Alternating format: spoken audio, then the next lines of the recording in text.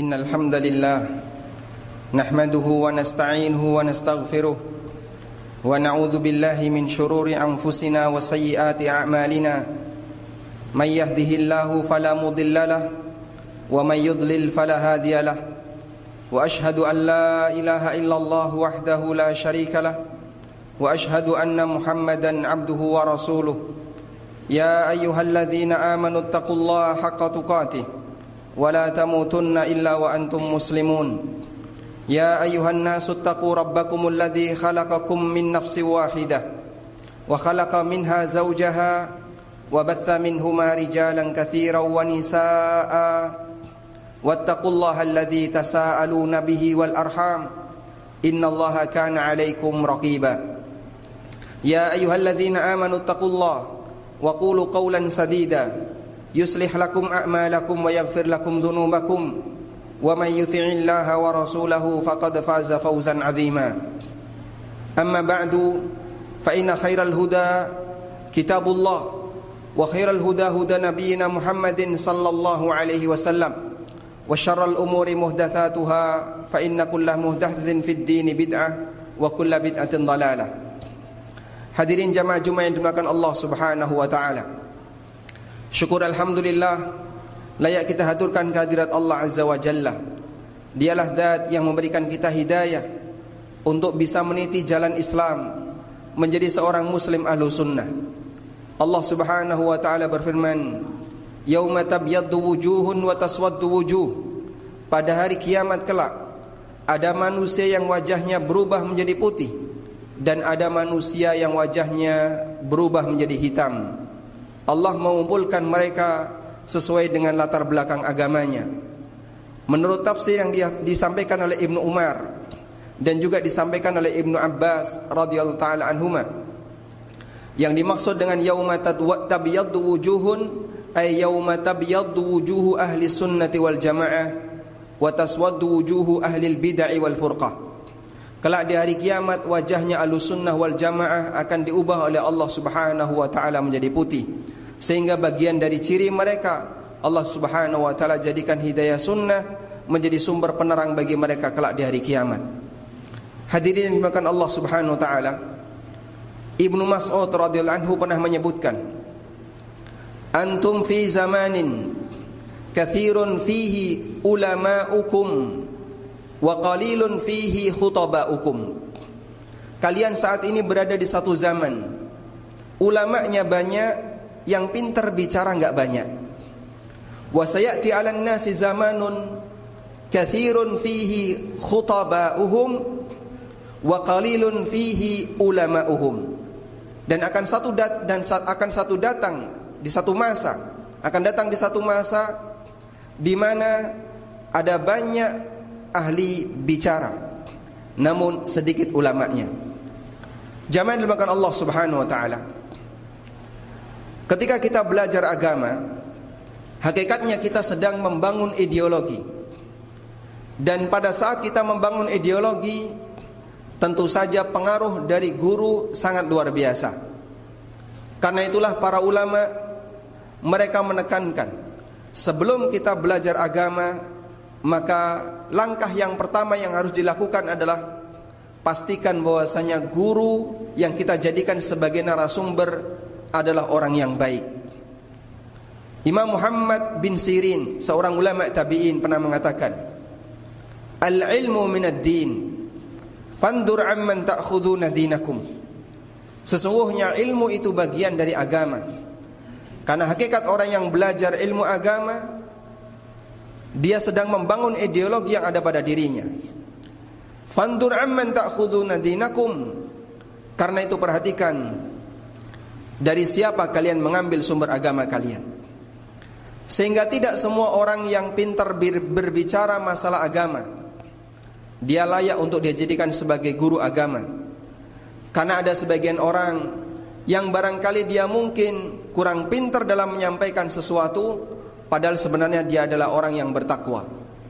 Ada sebagian di antara sahabat Nabi sallallahu alaihi wasallam yang dia kurang pintar dalam berpidato, namun dia adalah orang yang bertakwa. Bahkan salah satu di antara orang yang dipuji oleh Rasulullah sallallahu alaihi wasallam Dan Umar diminta oleh Nabi SAW untuk meminta doa kepada beliau, yaitu Uwais Al-Qarni. Bukan termasuk di antara orang yang pintar bicara, bukan termasuk di antara orang yang memiliki status sosial di masyarakat. Karena itulah jamaah yang dimuliakan Allah Subhanahu wa taala, standar yang perlu kita gunakan dalam mencari guru bukan bagaimana dia pintar menyampaikan sesuatu, tapi standar dalam mencari guru adalah sejauh mana kedekatan dia dengan kebenaran yang diajarkan oleh Nabi SAW. Dan perlu kita memahami bahwa dalam mengambil guru nantinya akan kita pertanggungjawabkan di hadapan Allah Subhanahu wa taala. Imam Asy-Syafi'i rahimahullah memberikan pujian kepada gurunya Imam Malik bin Anas. Salah satu di antara pujian yang beliau berikan untuk Imam Malik, Imam Syafi'i mengatakan, raditu bimalikin ayyakuna hujjatan baini wa bainallahi ta'ala. Aku ridha untuk menjadikan Imam Malik sebagai hujjah antara aku dengan Allah Subhanahu wa ta'ala. Para ulama menegaskan, karena mereka memahami bahwa mengambil guru nantinya akan dipertanggungjawabkan di hadapan Allah. Sehingga kenapa kita mengambil si A sebagai guru, kenapa kita mengambil si B sebagai guru, nantinya kita akan laporkan itu di hadapan Allah Subhanahu wa taala. Ada sebagian orang yang berprinsip bahwa kalau kita mengambil sebuah pendapat, lalu pendapat itu benar, maka kita akan mendapatkan pahala, sebagaimana guru kita juga akan mendapatkan pahala. Tapi kalau pendapat itu salah, maka kita bebas dari dosa, sementara yang menanggung dosanya adalah ulama yang kita ikuti. Jelas pemahaman ini adalah pemahaman yang salah, karena setiap manusia dihisab oleh Allah pribadi masing-masing, bukan atas nama orang lain. Sehingga kalaupun dia mengambil pendapat seorang ulama, dia mengambil pendapat seorang guru, dia pun nantinya akan mempertanggungjawabkan hal itu di hadapan Allah Subhanahu wa taala. Allah berfirman di surat Al-Furqan, menceritakan penyesalan orang yang secara sengaja mengambil pendapat yang menyimpang, padahal sudah datang kebenaran kepadanya. Allah mengatakan, wa yauma ya'addu adh-dhalimu 'ala yadayhi. Pada hari di mana orang zalim gigit jari. Gigit jari menunjukkan penyesalan. Yaqulu ya laitani ittakhadtu ma'ar rasuli sabila. Dia mengatakan, andaikan dulu saya mengikuti jalan Rasul sallallahu alaihi wasallam. Ya wailata laitani lam attakhidh fulanan khalila. Andaikan dulu saya tidak menjadikan si A itu sebagai panutanku. Laqad adallani 'anidz dzikri ba'da idz ja'ani. Sungguh dia telah menyesatkanku setelah peringatan itu datang kepadaku. Wa kana asyaitanu lil insani khadula. Dan ternyata setan itu tidak mau menolong manusia ketika mereka menghadap Allah Subhanahu wa taala. Ayat ini menggambarkan penyesalan penduduk neraka, salah satunya adalah pada saat dia mengambil pendapat yang menyimpang, yang jelas itu tidak sesuai dengan kebenaran, tapi dia bertahan dengan alasan karena saya punya imam. Jamaah yang dimuliakan Allah Subhanahu wa taala, dari sini kita bisa mengambil kesimpulan bahwa dalam belajar ilmu agama berbeda dengan semata mengambil informasi dalam urusan dunia. Dalam informasi urusan dunia, kita mungkin mendengar informasi dari kawan, mungkin kita mendengar informasi dari orang yang tidak punya latar belakang agama.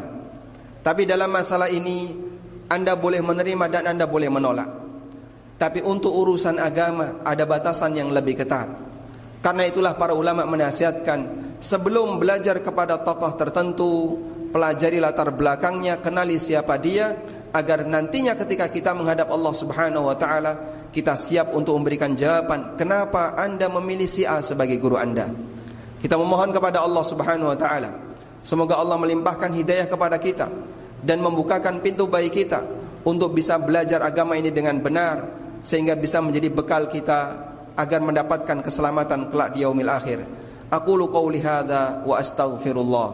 Alhamdulillahi wa kafa, wassalatu wassalamu ala rasulil mustafa wa ala alihi wa sahbihi wa mawalah.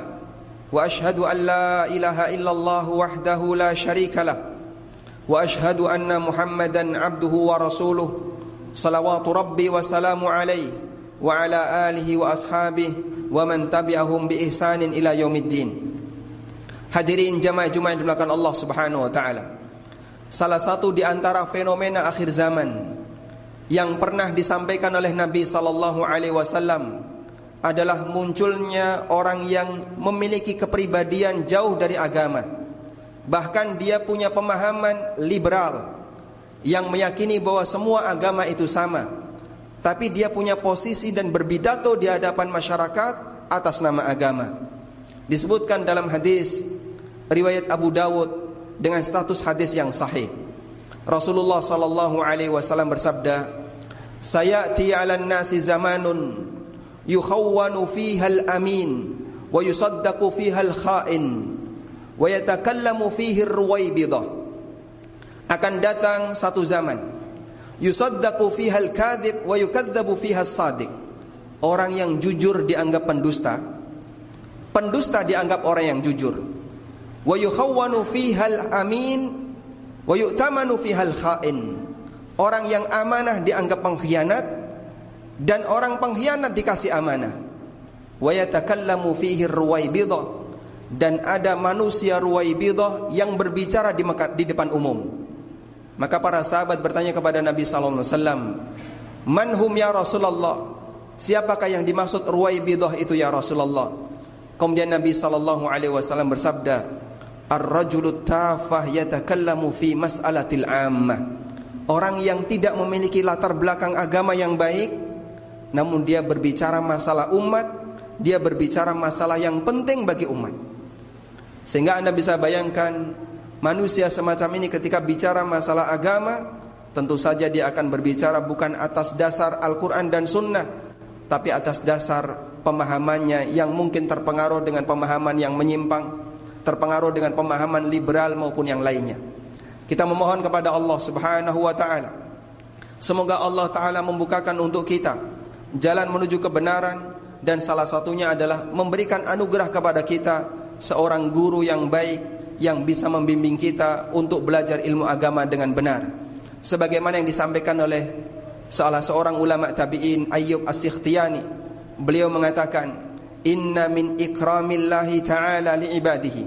Salah satu di antara anugerah yang diberikan oleh Allah kepada hambanya, ayyuqayyidahu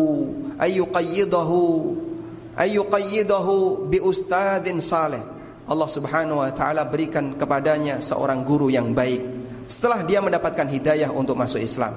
Semoga Allah Subhanahu wa ta'ala anugerahkan kepada kita seorang pembimbing ilmu yang baik yang bisa mengarahkan kita untuk belajar Al-Quran dan Sunnah dengan benar.